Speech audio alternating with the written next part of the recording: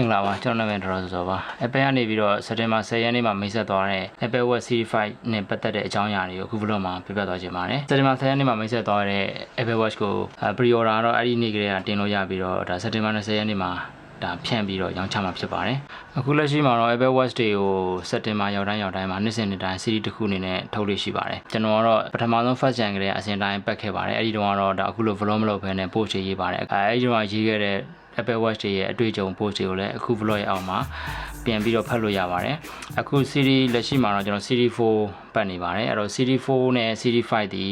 လက်ရှိပြောပြသွားချက်အရာကတော့ design ရောပုံစံရောတပုံစံနဲ့ဖြစ်ပါတယ်အဓိက series 4နဲ့ 5တဲ့ကွာခြားချက်တွေကိုအဓိကပြောရမယ်ဆိုရင် number 1 channel နဲ့ all-in retina display လို့ခေါ်တဲ့ display ကအမြဲတမ်းပွင့်နေမှာဖြစ်ပါတယ် Apple Watch ရဲ့ series 1 2 3 4D ရဲ့ display ကတော့ rise to wake လို့ခေါ်တဲ့နာရီပတ်ထားတဲ့လက်ကိုမြှောက်ကြည့်လိုက်မှ screen ကလင်းသွားမှာဖြစ်ပါတယ်ဒါအပြင် tap to click လို့ခေါ်တဲ့ screen မျက်နှာပြင်ကိုပုတ်လိုက်မှသာလျှင် screen ကလင်းသွားမှာဖြစ်ပါတယ်ကျန်တဲ့အချိန်တွေမှာတော့ screen ကအလိုလျောက်ပိတ်ပေးသွားမှာဖြစ်ပါတယ် Series 5ရဲ့မျက်နှာပြင်မှာတော့အမြဲတမ်းပွင့်နေမှာဖြစ်ပြီးတော့နာရီမျက်နှာပြင်ကိုလှည့်ပြီးကြည့်လိုက်ပြီးဆိုတော့ screen ကပိုလင်းမှာဖြစ်ပြီးတော့နာရီမျက်နှာပြင်ကိုမကြည့်တော့ဘူးဆိုတော့ screen ကအလိုလျောက်အလင်းရောင်ချော့ချပြီးတော့မိန်ပေးသွားမှာဖြစ်ပါတယ်တိုးတော့လည်း screen ကအမြဲတမ်းလင်းနေမှာဖြစ်ပါတယ်ဟို Series 5ရဲ့မျက်နှာပြင်ကိုအမြဲတမ်းပွင့်နေပေမဲ့သူ့ရဲ့ battery life ကို18နာရီ audio battery life ရအောင်အရင် version တွေလိုပဲပြုလုပ်ထားတာတွေ့ရပါတယ်ဒီလိုလုပ်နိုင်ဖို့အတွက်လည်း Apple Watch Series 5မျက်နှာပြင်ကို low temperature polysilicon oxide display LPTO ဆိုတဲ့ display နည်းပညာကိုအသုံးပြုထားပါတယ်သူ့ရဲ့frequency display ရဲ့ frequency ကတော့ 60Hz ကနေပြီးတော့ 1Hz တွင်မှာဒီသူ့မှာတက်ဆင်ထားတဲ့ ambient light sensor display driver နဲ့ energy control circuit တွေပေါ်မူတည်ပြီးတော့မှတနေ့ကုန်18နာရီ audio battery life ရအောင်အလိုလျောက်ပြုလုပ်ထားတာတွေ့ရပါတယ် always on retina display ရဲ့feature ကိုအသုံးပြုပြီးတော့အားကစားလုပ်တဲ့အချိန်တွေမျိုးဥပမာဒိုင်ထိုးတဲ့အားကစားလုပ်တဲ့အချိန်တွေမျိုးဆိုရင်ကိုယ့်ရဲ့ပြင်းထန်တဲ့ workout တွေမှာဆိုရင်ကိုယ့်ရဲ့ workout progress ကိုကြည့်နေတာမျိုးဆိုရင်လည်းဒါနိုင်မျက်နှာပြင်ကိုပုတ်ပြီးတော့ကြည့်ရမှာလို့တော့မနဲ့လွယ်တကူကြည့်နိုင်မှာဖြစ်ပါတယ် however အနေနဲ့ဆိုရင်တော့ Apple Watch Series 5မှာနောက်ထပ်ပြောင်းလဲလာတဲ့တခုကတော့ chipset ဖြစ်ပါတယ် Apple Watch Series 5မှာဆိုရင်တော့ 64-bit dual-core S5 processor ကိုအသုံးပြုထားပါတယ် CPU ဆိုရင်တော့ Apple Watch Series 3နဲ့ရှင်းရှင်းမယ်ဆိုရင်တော့ Apple Watch Series 3 performance တဲ့နှစ်ဆပိုမြန်တဲ့ CPU ဖြစ်ပါတယ် Series 5မှာနောက်ထပ်ပါဝင်လာတဲ့ built-in digital compass built-in ပါဝင်လာတာဖြစ်ပါတယ်ဒါ Series 2မှာစပြီးတော့ကျွန်တော်တို့ GPS ပါတာဖြစ်တဲ့အတွက်ကိုအားကစားလုပ်တဲ့အချိန်မှာကိုယ့်ရဲ့ဖုန်းကိုယူမသွားဘူးဆိုလဲကိုသွားခဲ့တဲ့ပြေးခဲ့တဲ့လမ်းကြောင်းတွေအားကစားလုပ်ခဲ့တဲ့လမ်းကြောင်းတွေစပိန်နဲ့ဆိုလဲစပိန်နဲ့လမ်းကြောင်းတွေကို speed တွေကိုအချိန်နဲ့တပြေးညီပြပေးနိုင်နေဖြစ်ပါတယ်တိုးတော့လဲ iPhone တွေမှာလို့အရင်မျက်နှာကိုကြည့်တာမျိုးအခုလို့ဒါ iPhone မှာပဲရှိခဲ့တဲ့ Sky Guide လို့ application လိုမျိုးမှာ J တွေရှာတာမျိုးဆိုရင်တော့အခုလို built-in digital compass ပါတဲ့ Series 5တွေမှာဆိုရင် iPhone မှာကဲတော့ပဲအသုံးပြုနိုင်မှာဖြစ်ပါတယ် Apple Watch Series 4မှာတော့နာရီကိုလောက်တဲ့material က aluminum နဲ့ steel ဆိုပြီးတော့နှစ်ခုပဲရှိပြီးတော့Series 5မှာပြန်လဲပြီးတော့မှအသစ်တိုးလာတဲ့ material တွေကတော့ titanium နဲ့ ceramic ဆိုတဲ့ steel ထက်ပိုပြီးတော့မာတဲ့ကျွေနဲ့လုပ်တဲ့ version ဖြစ်ပါတယ်ဒီ edition တွေကတော့ Apple Watch feature အနေနဲ့တော့အတူတူပဲဖြစ်ပြီးတော့သူ့ရဲ့ဘောင်ကိုလောက်ထားတဲ့လုပ်တဲ့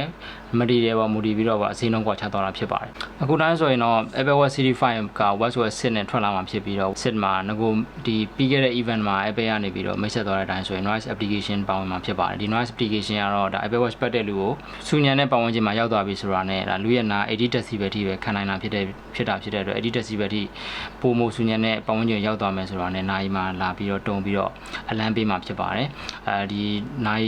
ပတ်တဲ့လူတွေနဲ့လည်းမိမိရဲ့နားကျန်းမာရေးနဲ့ပတ်သက်ပြီးတော့နာရီပတ်ထားခြင်းအပြင်ပုံမပြီးတော့ရခင်နဲ့ပုံမခူးဆိုင်သွားနိုင်မှာဖြစ်ပါတယ်ဒါအပြင်ဒီအမျိုးသမီးတွေအတွက်ပတ်တဲ့ Apple Watch ပတ်တဲ့အမျိုးသမီးတွေတက်ဆိုရင်ဒါနေ့စဉ်သူတို့ရဲ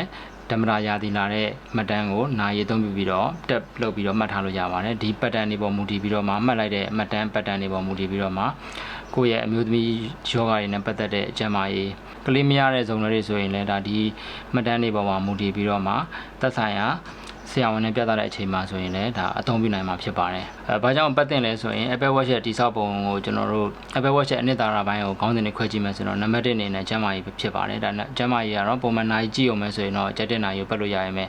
Apple Watch မှာဆိုရင်တော့သူ့မှာပါဝင်တဲ့ sensor တွေပေါ်အသုံးပြုပြီးတော့မှပတ်တဲ့လူရဲ့နေ့စဉ် activity ကိုထောက်လှမ်းပါတယ်။ဒါ activity ဆိုတဲ့ application လေးဒါ Apple Watch ပတ်တဲ့ pair လုပ်လိုက်တဲ့နိုင်မှာပေါ်လာမှာဖြစ်ပြီးတော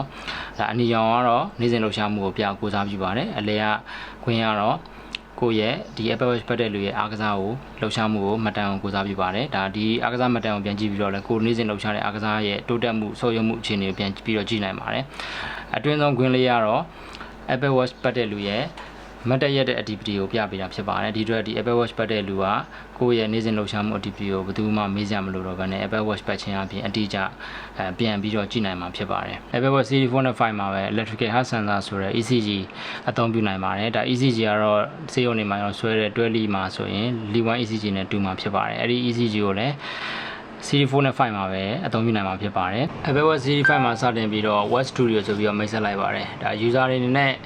Apple Watch သုံးမဲ့လူတွေအနေနဲ့မိမိရဲ့နာရီလက်ပတ်ကြိုးတွေပတ်မဲ့နာရီလက်ပတ်ကြိုးတွေနဲ့အိုးတွေကိုစိတ်တိုင်းကြ customize မှာလို့ရအောင်ဖြစ်ပါတယ်တိုးတော်လည်းဒီကျွန်တော်ပြည်တွင်းမှာဆိုရင်တော့ third party watch တွေက watch band တွေက Apple official ကြိုးတဲ့ဈေးသက်သာဖြစ်တဲ့အတွက်ဆက်လိုက်တဲ့ Apple ရဲ့ watch studio ကတော့ကျွန်တော်ပြည်တွင်းမှာတော့တိတ်သုံးမယ်လို့တော့မထင်ပါဘူးကျွန်တော်အနေနဲ့ပြောရမယ်ဆိုရင်တော့ Apple Watch Series 1ကနေ3 ကိုတောက်စု Apple Watch Series 4နဲ့ 5ကိုတောက်စုလို့ဒါခွဲခြားလို့ရပါတယ်အဓိကအချက်အနေနဲ့ဆိုရင်တော့သူတို့ရဲ့ big quality ဖြစ်ပါတယ်Apple Watch Series 4နဲ့စပြီးတော့ watch အောက်မျက်နှာပြင်ကို ceramic black နဲ့လုပ်ပါတယ်ဒီ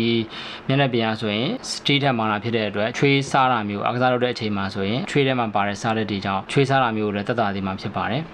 ဒီအချက်မှာနေမဲ့ဒါသူ့ရဲ့ bit quality ရဲ့ တော်တော်လေးကွာနေဖြစ်ပါတယ်နောက်တစ်ခုကသူ့ရဲ့တိစောက်ပုံ design မှာဆိုရင်လည်းဒါ Series 4ကနေစပြီးတော့အခြား series နဲ့လုံးဝမတူတော့ပါဘူး Apple Watch Series 4ရဲ့မျက်နှာပြင် screen ကအခြား series တွေထက် 30% ပိုပြီးတော့ကြီးမားပါတယ်အဲ့ဒီအတွက်ဒီ Apple Watch Series 4နဲ့ 5 မှာပဲပါတဲ့ဒီ watch display တွေရှိလာပါတယ်ကြီးမားတဲ့ watch display မှာပဲလောက်တာဖြစ်တဲ့တခြား series မှာဆိုရင်အသုံးပြုနိုင်ခြင်းမရှိပါဘူး Apple Watch Series 4 speaker ကတခြား series speaker တွေတက် 50% ပိုမိုပြီးတော့ကျေလောင်ပါတယ်ဒီအတွက် Apple Watch ရဲ့ speaker ကတော့ကျွန်တော်တို့ကဖုန်းပြောတဲ့နေရာမှာအဓိကသုံးတာဖြစ်တဲ့အတွက်ဖုန်းပြောတဲ့အချိန်မှာဆိုရင်အဆင်ပြေမှာဖြစ်ပါတယ်ဒါပြင်ဒီ Apple Watch Series 4 5မှာပဲသူ့ရဲ့ကျွန်တော်တို့နိုင်မျက်နှာပြင်အောက်မှာထည့်ထားတဲ့ optical heart rate sensor second generation ဖြစ်ပါတယ်အဲတော့ second generation ဖြစ်တဲ့အတွက်အားကစားလုပ်တဲ့အချိန်ကျရင် heart rate ကိုအခြေခံပြီးတော့မှ calorie တက်တာဖြစ်တဲ့အတွက်ပုံမပြီးတော့ရခင် version တွေလည်းပုံမပြီးတော့တိကျမှာဖြစ်ပါတယ် Apple Watch ရဲ့နိုင်ဘေးမှာရှိတဲ့ digital crown ကလည်း Series 4မှာစပြီးတော့ haptic feedback လို့ခေါ်တဲ့အထက်ကခိုင်းစေတဲ့အလုပ်လိုက်ကိုမှပြန်ပြီးတော့တုံ့ပြန်တဲ့ taptic engine သဘောမျိုးပထမဆုံးပါဝင်လာပါတယ်တခြား series တွေမှာတော့ပုံမှန် digital crown ပဲပေါမှာဖြစ်ပါတယ်ဒါပြင် series 4နဲ့ 5မှာဆိုရင်အဲ digital crown ရဲ့ဘေးမှာပဲကို ECG sensor အတွက် electrode လေးထပ်မံပြီးတော့တက်ဆင်ထားပါသေးတယ်ဒါပြင် series 4မှာစပြီးတော့မှ Apple Watch မှာ speaker နဲ့ microphone ကိုနိုင်အိုးရဲ့တစ်ဖက်တစ်ချက်စီမှာထားလိုက်ပါတယ်ဒီအတွက် speaker နဲ့ microphone အတန်ရိုးထွင်းမှုမရှိတော့ဘဲနဲ့တစ်ဖက်ကနားထောင်တဲ့လူမှာပုံမကြည်တဲ့အတန်ကိုကြားမှာဖြစ်ပါတယ်အဲ့ဒီလိုအချက်တွေကြောင့်ဒါ series 4နဲ့ 5ဒီတခြား series တွေနဲ့ပြောမယ်ဆိုရင်တအုပ်စုလိုမျိုးကိုကွာခြားသွားတာဖြစ်ပါတယ်ဒီအတွက် Series 4နဲ့ 5ကခုနကျွန်တော်ပြောပြတဲ့ Audio on Retina display ဆိုတဲ့အချက်ပြီးရင် digital compass အချက်နဲ့တိတ်ပြီးတော့ speed တိတ်မကွာတဲ့ F5 အမျိုးအစား chipset ပဲဒီ၃ချက်ပဲအဓိကပြောင်းတာဖြစ်တဲ့အတွက် Series 4လက်ရှိပတ်နေတဲ့လူတွေအနေနဲ့ဆိုရင်တော့ဒါ Series 4ကို5ကိုမပတ်ဘဲနဲ့4ကိုပဲဆက်ပတ်နေတယ်ဆိုလည်းအဆင်ပြေပါတယ်အခြား series တွေပတ်နေတဲ့လူတွေနဲ့သို့မဟုတ် Apple Watch ကိုအခုမှပထမစပတ်တဲ့လူတွေနဲ့ဆိုရင်တော့ဒါ Series 4သို့မဟုတ်5ကိုပတ်တာပုံမှန်ပြီးတော့အဆင်ပြေပါတယ်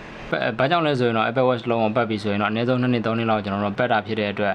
ဒါ Apple Watch နည်းပညာပိုင်းအရာဆိုရင်တော့4နဲ့5ကိုရွေးထားခြင်းအပြင်နောက်2နှစ်3နှစ်ထိကိုကနောက်မကြပဲဆက်လက်အသုံးပြုနေနိုင်မှာဖြစ်ပါတယ်တခြား series ကိုရေးမယ်ဆိုရင်တော့အခုချိန်မှနေကိုဒါ4နဲ့5နဲ့ဆိုရင်တခြား series တွေကွာနေဖြစ်တဲ့အတွက်ဒါ Apple Watch Series 4သို့မဟုတ်5ကိုရွေးထားတာတော့လက်ရှိစပတ်မဲ့လူတွေလည်းပုံမပြီးတော့အဆင်ပြေပါတယ်အားလုံးကျေးဇူးတင်ပါတယ်